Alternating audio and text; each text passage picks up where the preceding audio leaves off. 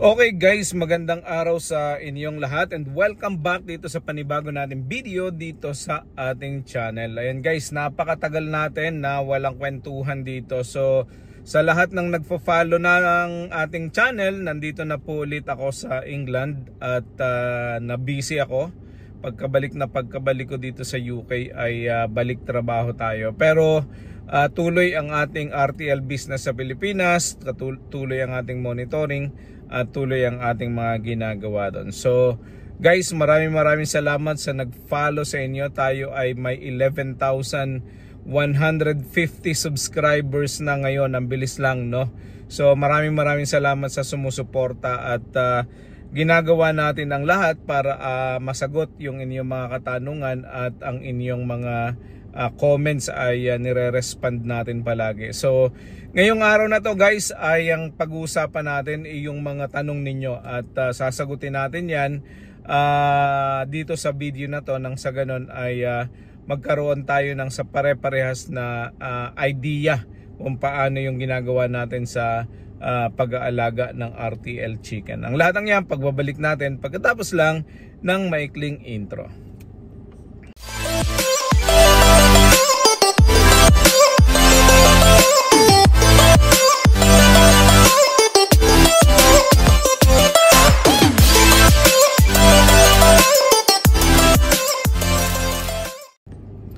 Okay guys, ayan. So thank you and welcome back dito sa ating panibagong video. At like I said, pasensya na kayo at hindi tayo nakapag-upload ng mga videos nitong mga nakaraang mga araw. At dahil tayo sobrang busy nung tayo nasa Pilipinas, ay tayo ay ang busy tayo sa farm. Nagpagawa tayo ng bagong building, tapos in-rehouse natin yung ating mga inahin, tapos nilagay natin yung mga sisiw natin. Marami na tayong sisiw, tapos yung mga production at saka kung inayos natin, nagpabakod tayo ng farm at pina-secure natin yung farm, no? So nung umuwi tayo, yan ang ginawa natin. So di halos tayo nakapag-upload ng maraming video while we were there, no? Kaya tayo ay madalang yung ating mga uploads. But anyway, ang mga tanong niyo ay sobrang dami, no? At ako naman ay sinusubukan ko na sagutin yung inyong mga tanong sa soonest na makita ko at magka-time ako na mag-YouTube, no? Buksan ang YouTube channel natin.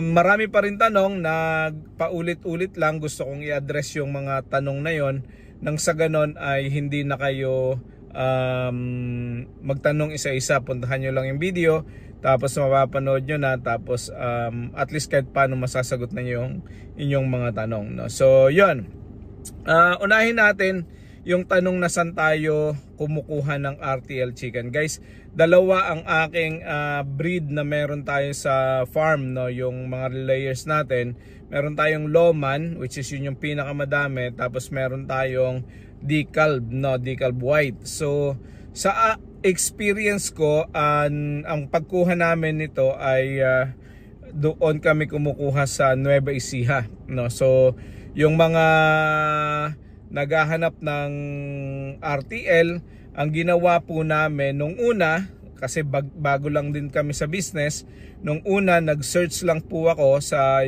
Facebook kung saan ako pwedeng makakuha. At ang sinearch ko, syempre taga Oriental Mindoro ako, ang sinearch ko yung RTL Chicken Oriental Mindoro.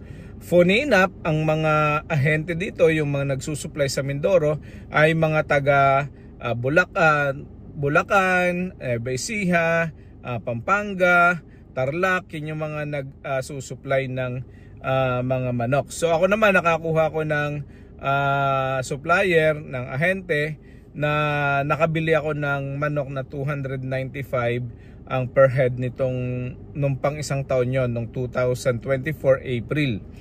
No, so yun yung pinakang una naming bili. Pangalawa namin bili is taga Nueva Ecija naman nakuha na namin. Ito ay Loman White pa rin. Tapos ito ay sa Facebook din namin nahanap, no. So guys, ang sinasabi ko ay maghanap kayo ng mga supplier na legit, no? Huwag kayong basta-basta magbibigay ng pera, kasi kalimitan pagka mga ganitong ahente, mga cash on delivery itong mga to. Hindi kayo magbibigay ng down payment dahil mahirap na magtiwala ngayon. So siguraduhin lang na ang manok ay magandang klase, siguraduhin lang na legit sila.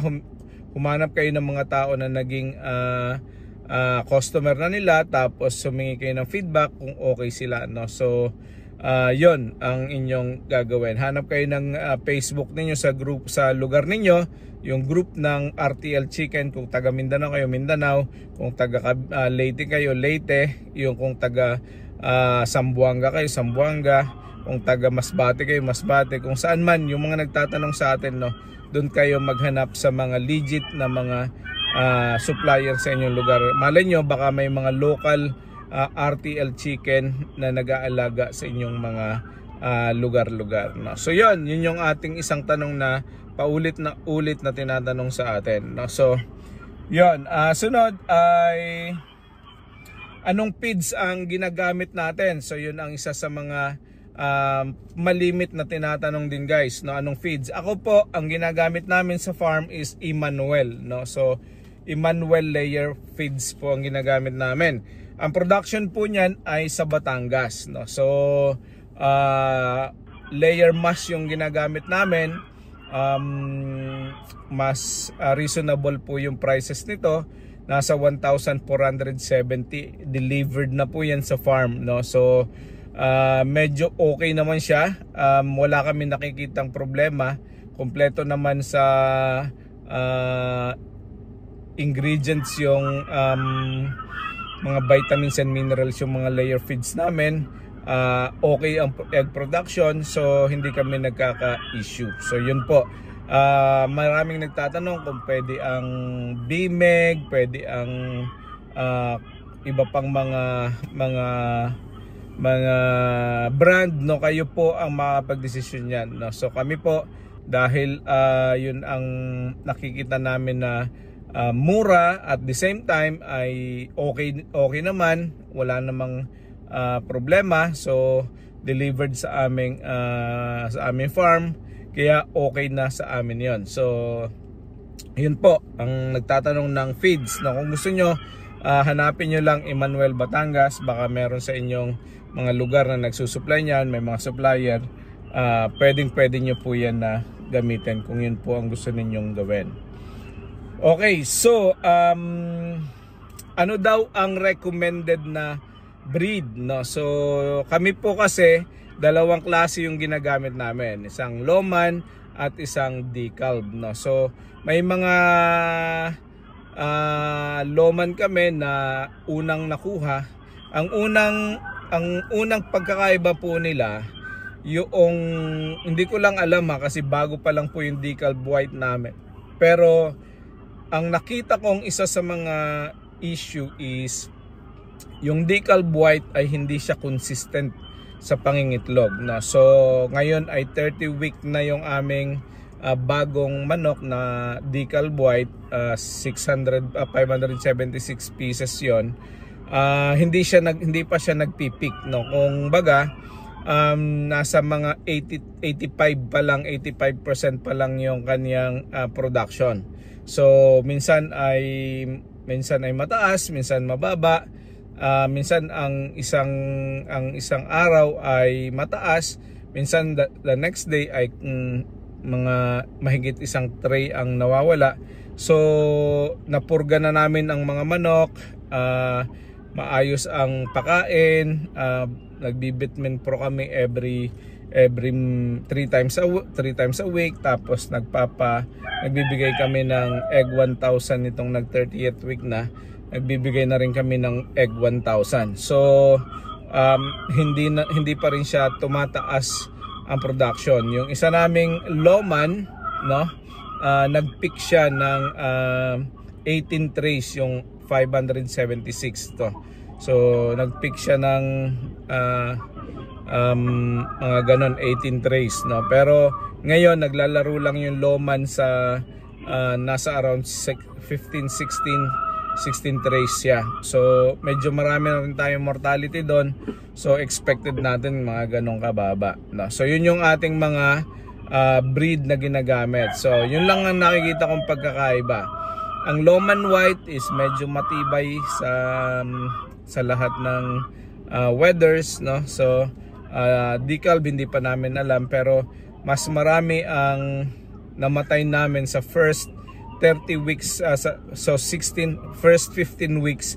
Marami namatay na marami kami mortality sa decal white, no? So hindi rin siya ganoon kalaki ang itlog, hindi katulad ng Lohmann White, sobrang lalaki talaga, nagdo-double yolk yung mga eggs. So hindi ko alam kung ano yung pagkakaiba talaga. So yun ang aming differences na nakikita. Okay, so ano pang mga tanong? Tingin pa tayo ng mga tanong dito. So mostly saan po nyo binabagsak ang mga itlog at paano nyo po naiibenta? So yan, isa sa mga napakagandang tanong yan guys. Kasi kung wala kayong market guys, mahirap gawin ang business na to. Dapat meron kayong market na pagbabagsakan o pagbibentahan ng inyong mga itlog.